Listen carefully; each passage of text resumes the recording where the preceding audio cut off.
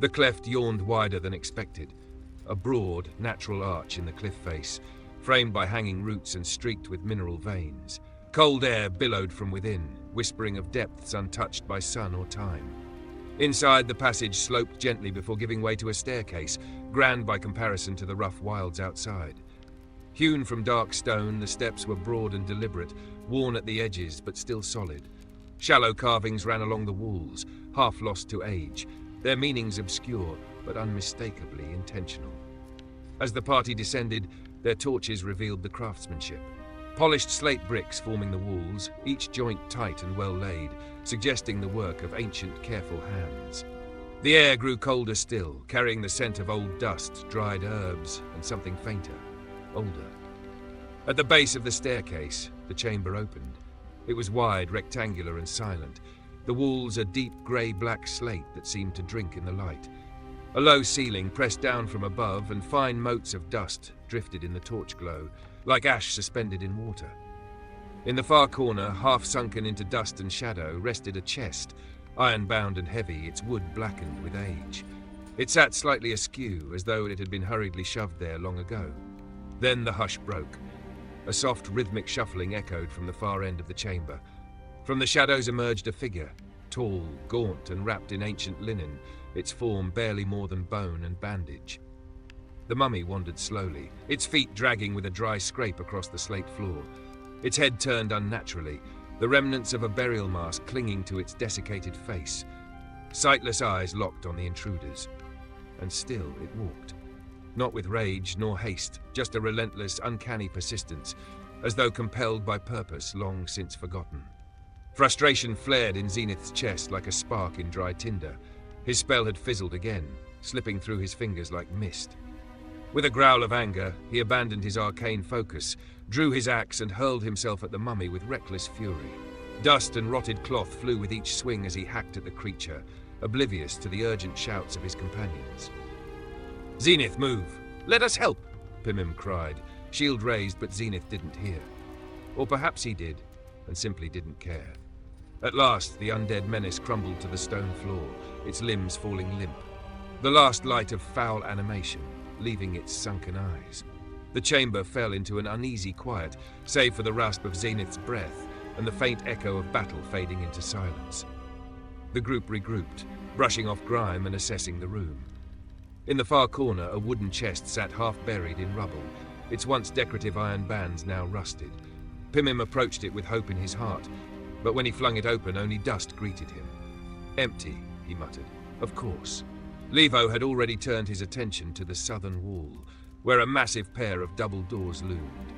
Made of dark oak and reinforced with black ironmongery, they stood like a barrier to another world, solid, unyielding, and forbidding. He ran his small hands along the seam, then peered through a narrow gap. There, just visible in the flickering torchlight, was a thick wooden bar, at least 6 inches across, holding the doors shut from the other side. "That's far too big for me to move," he murmured, ears drooping slightly. Tarak stepped forward, silent as a shadow. He studied the door for a moment, then gave a quiet nod. Without a word, he leaned against the wall beside it, reached beneath his cloak, and touched the tear-shaped white amulet that hung at his chest. The transformation was swift and otherworldly. Tarak's solid form shimmered and softened, edges growing indistinct as he turned spectral, half in this world, half in another. Light from the torches passed through him like moonlight through fog. Pimim, watching nearby, took an instinctive step back. But unlike before, fear didn't clutch at his chest. The ring Levo had given him glowed faintly, wrapping him in warmth and calm. Instead of terror, he felt only wonder.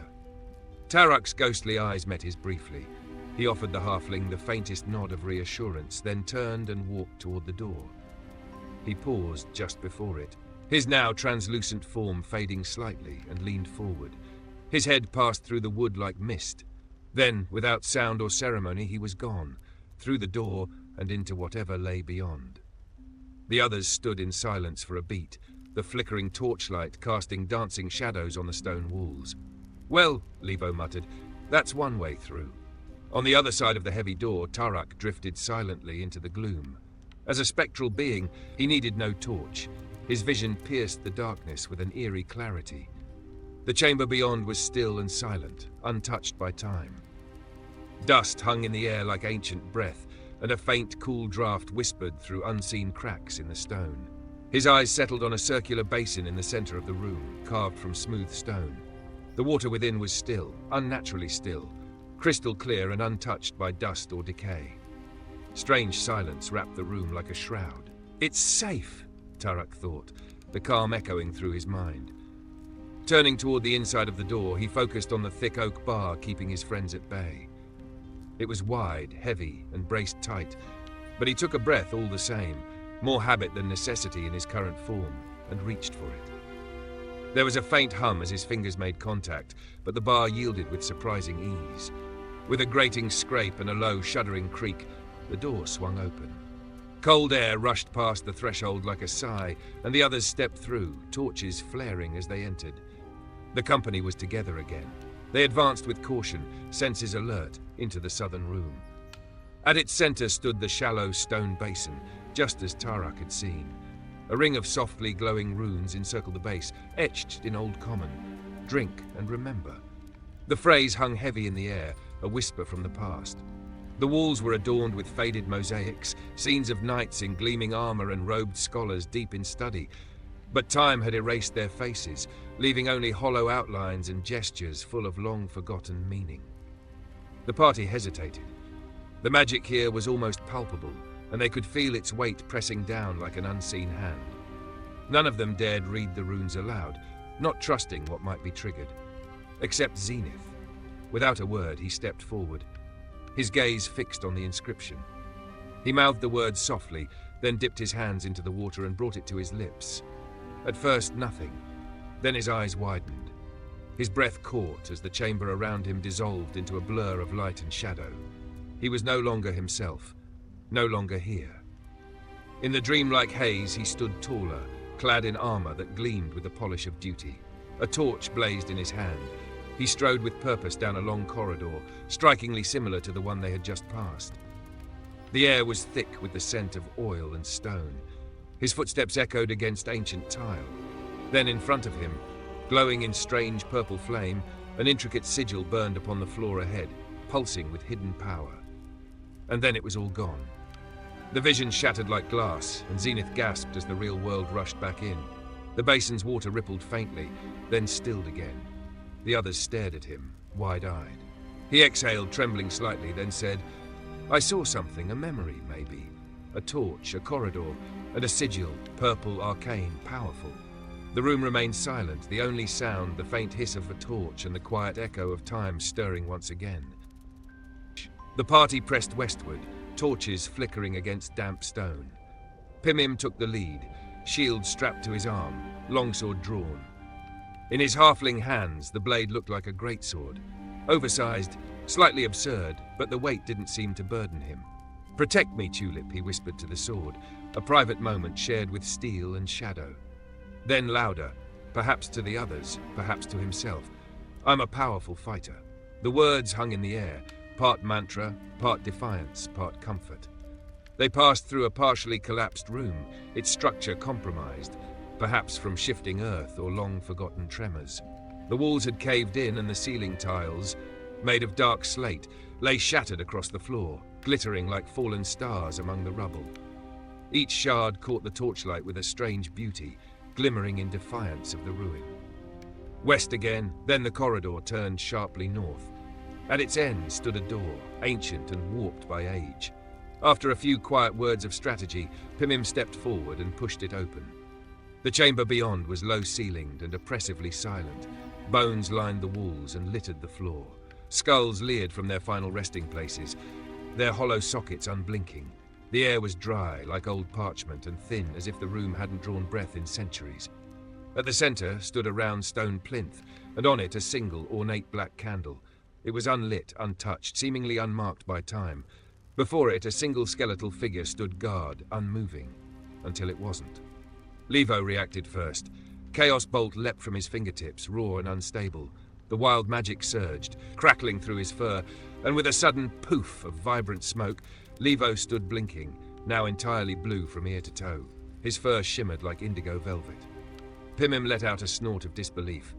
I've seen more weird things in the past 2 days than in my entire life. The battle didn't last long. Together they made short work of the skeletal guardian. Their teamwork had grown sharper, their resolve stronger. As the bones fell, clattering into a loose heap, silence reclaimed the room. Levo stood still, pawing at his newly blue fur. He muttered under his breath, rubbing at a particularly bright patch. "It's not coming off," he grumbled. Tarak glanced at him sideways, eyes narrowing. His hand went to his amulet. Something about this was off. The candle still stood untouched on the plinth. Its black wax gleamed faintly, though no light reached it. It was as if it absorbed the glow of their torches rather than reflecting it. "Shall I light it, Master Tarak?" Pimim asked, his voice hushed with curiosity and caution. "I was about to do it myself," Tarak replied, stepping back slightly. "But go ahead." Pimim stepped forward. As the flame met the wick, it flared to life, cold and silver, not warm. The temperature in the room dropped by degrees, and with it came the whispers. Faint at first, then clearer. Voices drifted from the bones. Snippets of prayers, half-remembered regrets, warnings spoken in ancient dialects barely recognizable. The dead stirred not in body, but in memory. Then, just as suddenly as it began, everything stopped. Utter silence. Zenith opened his mouth to speak, but no sound emerged. His lips moved, his expression shifted, but the room swallowed everything. Levo stepped backward, wide-eyed, then turned and hurried from the room. The moment he crossed the threshold, sound rushed back in, the distant hiss of torch flame, the creak of his own footfalls. "It's the room," he called back. "Something about that room. It steals sound." Inside, the candle flickered steadily. The whispering had stopped, but something lingered, like the room was listening. The party returned to the basin chamber, the memory of the whispering candle still fresh in their minds. There was a hunch now, an intuition that the candle and the basin were linked somehow. Tarak stepped forward, the ornate black candle in hand. He lit it once more. As before, the flame flared cold and silver, and once again the whispers came. Prayers, regrets, voices from beyond. Then silence fell over them like a heavy shroud. Zenith approached the basin, the water still perfectly still, clear as glass. He looked to the others, then dipped his hand once more and brought the liquid to his lips. His eyes flickered, then went wide. He was no longer in the room. He was the night again. The corridor stretched before him, torchlight licking across stone. But this time the light brought the chamber into sharper focus. The sigil, a complex spiral of intricate purple glyphs, shone above, pulsing faintly. Chains were drawn taut around a stone throne at the center of the room, and seated upon it, a dark figure, cloaked in shadow and death. A wight, its gaze met his, and just as the weight of its presence settled in his chest, the vision collapsed. Zenith blinked and staggered slightly, the candle's light flickering in the corner of his vision. He returned to himself. He turned to the others, now able to speak. "I saw more," he said. "The sigil, it's connected to chains. Something is bound. A wight sits on a throne beneath it." The group stood in thoughtful silence. Levo, restless, turned east and crept along a narrow corridor. His footfalls faded into darkness, but the glow of his light remained visible. The others followed, silent but alert. The corridor led them into another low-ceilinged chamber, choked with dust and the scent of old rot. The air here was heavier, staler. In the northern corner, the ceiling had partially collapsed. Jagged stones and splintered beams lay in a crumbling heap, covering what looked like the ruins of storage racks. Pale shafts of light filtered in from cracks above, illuminating clouds of dust and the wreckage of old crates. Some broken open, others long emptied, their contents rotted away by time. And amid this scene of quiet ruin, 2 skeletons stood, utterly still. They wore rusted armor, fused to yellowed bone by age and decay. Each held a tarnished sword in rigid, bony hands, arms raised not in reaction but in perpetual readiness. Their eyeless sockets faced the center of the room, watching, waiting. Not a twitch, not a sound, just silent vigil. Levo crossed the threshold, stepping carefully into the chamber. Boom! His footstep echoed unnaturally, the acoustics of the room magnifying the sound into a thunderclap. The skeletons stirred. Levo, without hesitation, drew a sigil in the air. Arcane energy crackled, blades suddenly flew, and the room erupted into motion. Zenith drew his axe. Pimim lifted Tulip, the blade gleaming with righteous light. One of the skeletons slashed a vicious blow against Zenith, his breath catching in pain. He turned, eyes flaring with fury, and unleashed a hellish rebuke. Flames erupted around the undead creature, fire from the lower planes, licking and consuming the bones in a flash of agonizing light. The skeleton shrieked without voice and collapsed. Only one remained. Levo, defiant, raised his paw. Chaos surged through him again. He cast Chaos Bolt, the erratic magic lancing into the final skeleton and blasting it apart. Bones flew like shattered pottery. But the magic did not stop. Energy still surged in him, untamed, wild. His hands snapped upward, unbidden. Zap! A series of glowing darts shot from his outstretched fingers. Magic missiles born from... They ricocheted off the far wall, slamming into crates and splintering them to pieces. Dust clouded the chamber as silence slowly returned. Levo exhaled, fur still glowing faintly blue. He looked at his hand. That wasn't supposed to happen. Pimim coughed on the dust and gave him a weary glance. Remind me never to sneak up on you. Breathing hard, Levo turned to search the ruins, muttering to himself. Behind him, Zenith had already wandered off, his footsteps growing distant. Drawn by a memory not his own, or perhaps just a strange magnetic pull, Zenith drifted south. The corridor narrowed, the walls of black salt seeming to lean inward. They felt familiar, the way dreams feel familiar.